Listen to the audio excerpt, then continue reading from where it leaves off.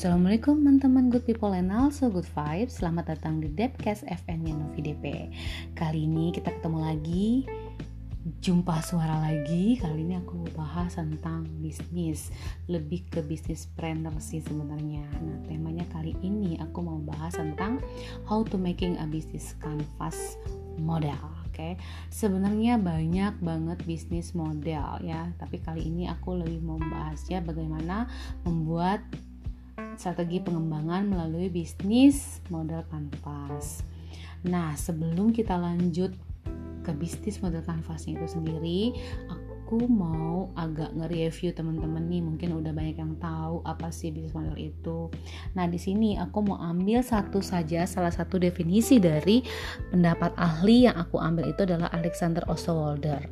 Nah, menurut Alexander Osterwalder, bisnis model adalah sebuah gambaran bagaimana sebuah individu atau sebuah organisasi membuat atau menciptakan suatu bisnis, kemudian mendeliver dan mengcapture value yang ada dan dia miliki. Jadi secara garis besar dalam artiannya, menurut si Alexander itu, bahwa bisnis model itu merupakan cara, bisnis model itu merupakan komponen dan juga merupakan strategi. Nah, berarti complete package-nya ya bisnis model itu ya ada caranya, ya ada alatnya dan juga ada strateginya. Nah, teman-teman podcastnya Depcast nih, secara garis besar tuh pasti udah tahu ya apa bisnis model itu. Oke, sip deh. Next, setelah paham bisnis model, kenapa sih kita perlu bisnis model?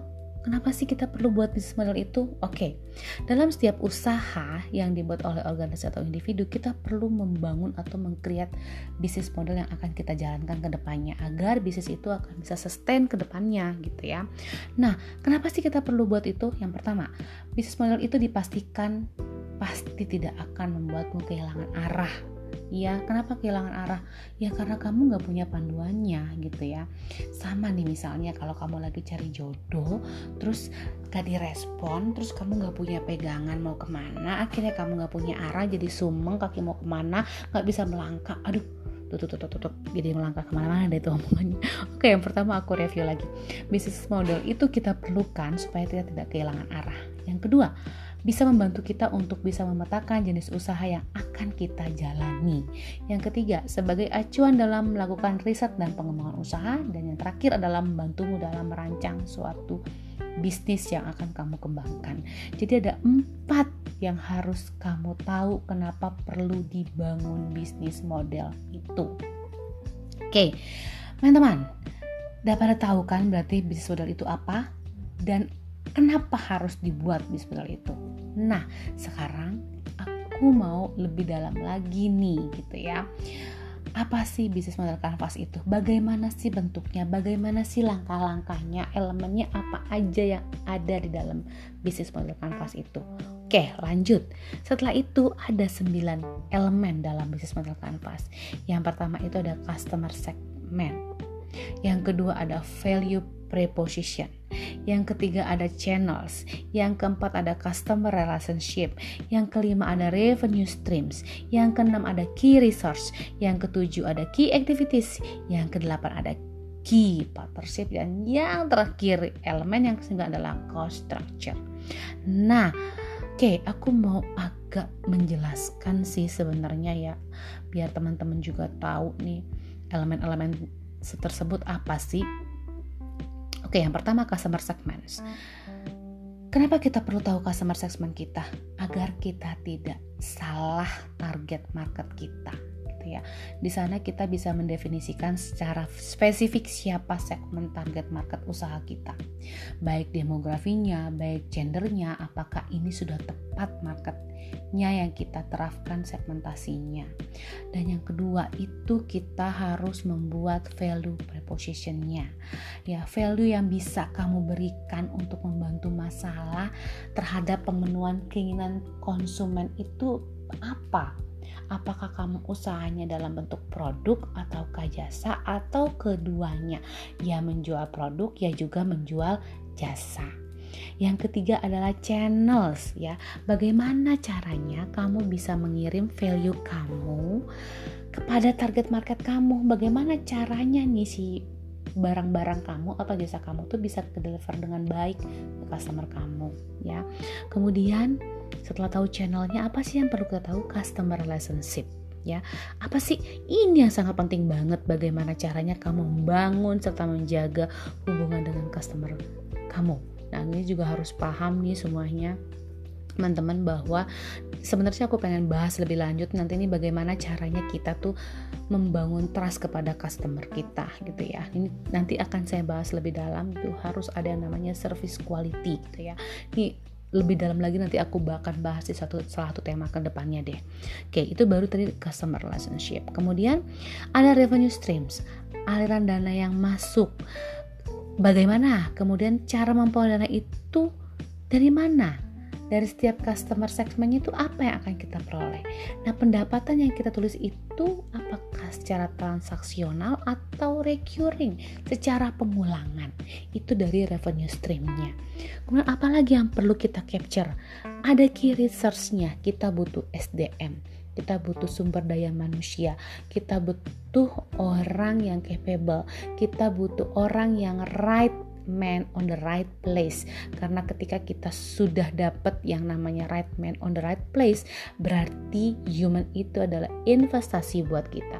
Tapi kalau misalnya dia bad people atau dia bukan orang yang tepat untuk posisi di mana dia berada yang kita butuhkan, maka dia akan menjadi beban bagi perusahaan kita ke depannya.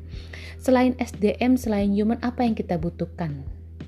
Kita butuh yang namanya sumber daya fisik, kita butuh modal, dan juga kita butuh aset intelektual. Nah, ini aset intelektual sangat diperlukan sekali karena berhubungan dengan legalitas perusahaan ya, atau legalitas usaha yang akan kamu jalani ke depannya.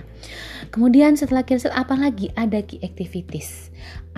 Bagaimana operasional produk kamu, bagaimana operasional jasa yang akan kamu kedepankan, platform dan jaringannya bagaimana. Ini juga harus kamu tuangkan di dalam business model Canvas tersebut.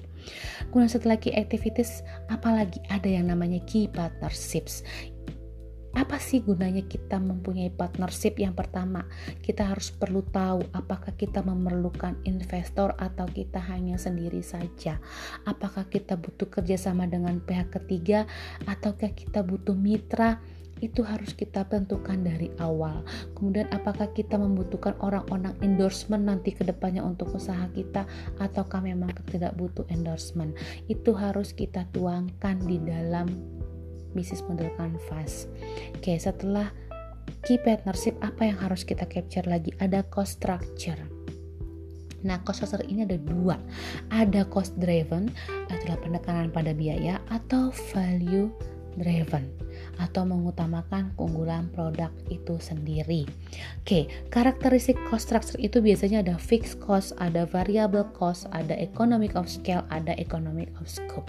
Economic of scale itu semakin banyak volume outputnya, maka biaya rata-rata produksi semakin kecil, sehingga keuntungan yang akan kita terima, margin yang akan kita terima makin besar. Nah, kemudian kalau kita melihat yang dari economic of scope, nah, penghasilan perusahaan akan beragam jenis outputnya, banyak banget jenis outputnya, maka biaya rata-rata produksinya akan semakin kecil gitu ya. Nah, itu adalah karakteristik cost structure-nya sudah harus kita tentukan dari awal. Nah, setelah itu apa yang kita butuhkan lagi? Setelah kita tahu cost structure, kemudian kita tahu key activities-nya sampai semua 9 elemen kita butuhkan, apa yang harus kita lakukan? Ya, kita harus menuangkannya ke dalam langkah-langkahnya, ke dalam elemen-elemennya, apa saja yang harus kita lakukan, strateginya bagaimana, itu yang harus kita buat dan kita tentukan sebelum kita melangsungkan usaha bisnis kita ke depannya. Nah, teman-teman, jadi dari 9 elemen itu, bahwa ternyata kita ketika hendak membuat bisnis itu pasti sangat memerlukan yang namanya bisnis modal ya, karena kalau tidak ada kita pasti akan acak-acakan ke depannya, tidak tahu arahnya kita tuh mau kemana, kita nggak tahu apa yang harus kita lakukan ketika usaha kita mentok di target segmennya atau kita salah target gitu ya. Nah, dari ke-9 elemen itu kita harus detail by detailnya kita harus tuangkan di dalam bisnis model kanvas itu. Kemudian teman-teman Depkes, setelah tahu 9 elemen ini berarti sudah tahu secara garis besar apa itu bisnis model, mengapa perlu dibuat, serta bagaimana kita merancangnya, kita menyusun 9 elemen itu sehingga kita bisa menjalankan bisnis model kanvas kita bisa langsung membuat bisnis plan kita langsung bisa menerapkan nantinya ke individu perusahaan kita atau ke perusahaan yang akan kita kerjakan ke depannya. Nah, akhir kata, semoga sharingku today bermanfaat, bisa dibuat sebagai acuan teman-teman Depkes FM dalam merancang bisnis model. Nah, teman-teman, apabila membutuhkan materi dan langkah-langkah pembuatan bisnis modelnya, nanti teman-teman bisa dapatkan dengan cara send email pertanyaan ke novita5putri@gmail.com. Nanti aku akan bahas dan mungkin aku akan kasih video langkah-langkah pembuatannya, bagaimana cara membuatnya dari 9 elemen itu dan akan dituangkan. Siapa tahu teman-teman Depkes semua membutuhkan konsultasi, aku juga bisa kasih konsultasi bagaimana caranya membuat bisnis model kanvas yang bisa sustain terhadap usaha-usaha yang akan kamu jalani. Nah, akhir kata cukup sekian, kita ketemu lagi nextnya dengan bahasan yang lebih menarik lagi. Apabila ada teman-teman Depkes yang mau bertanya kepada aku, kepada Depkes ini, kepada siapapun gitu yang ingin tanya tentang bisnis seperti apa atau bahasan tema-tema yang lain, bisa nanti kirim email ke aku gitu ya. Tadi emailku ulang lagi, namanya novita5putri@gmail.com. Nanti aku akan bahas secara detail lagi apa yang kalian kepingin tentang bisnis model kanvas ini. Sebenarnya banyak bisnis model yang lain, cuma aku bahas kali ini hanya ke bisnis model kanvas.